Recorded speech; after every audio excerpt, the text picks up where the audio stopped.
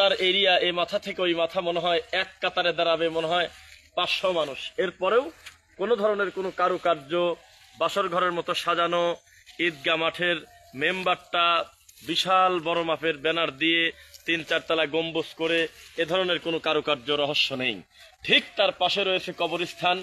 একটা কবরে এখন পর্যন্ত কোনো ইট না, নামমাত্র শুধু স্যাগার দিয়ে নতুন কবরগুলো সংরক্ষণ করা হয়।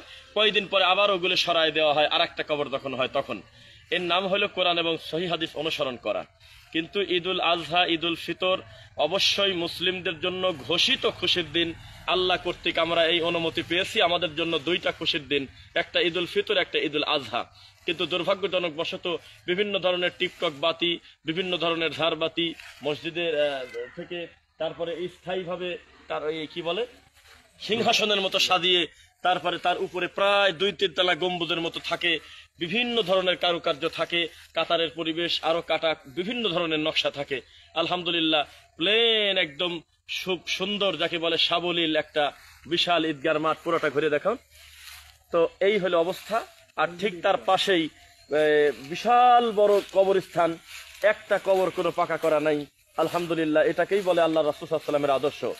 আর আমরা এখন যেই ঈদগাহ মাঠে হাঁটাহাঁটি করতেছি, এই ঈদগাহ মাঠে 36টা সমাজের মানুষ একত্রিত হয়ে এক জায়গায়, 2টা পূর্ণ ইউনিয়ন মিলে এখানে ঈদের সালাত তারা আদায় করে।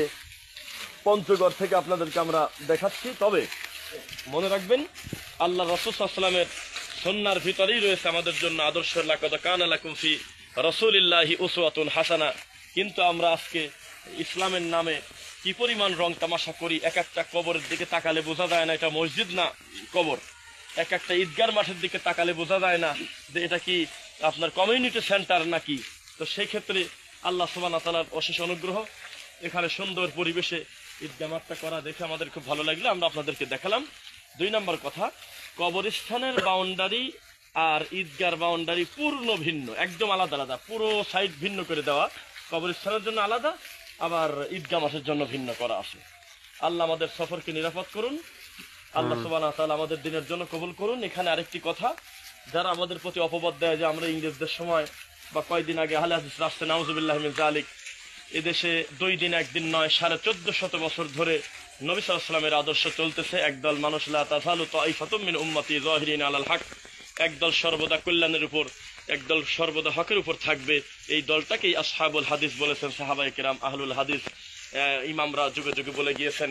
তারই পরিলক্ষিতে শত শত বছর ধরে এদেশে কোরআন এবং সহিহ হাদিস ভিত্তিক দাওয়াতি প্ল্যাটফর্মের নাম হলো আহলুল হাদিস। এখানেই একটা প্রমাণ পাওয়া যায়, যারা আপনারা বলতেছেন যে 100 বছর 50 বছর আগে 30 বছর আগে আহলে হাদিস ছিল না, এখানে প্রায় 300 বছরের উপরে, তাও কিন্তু হিসাব নাই, আরো যে কত বেশি হবে আল্লাহ ভালো জানে।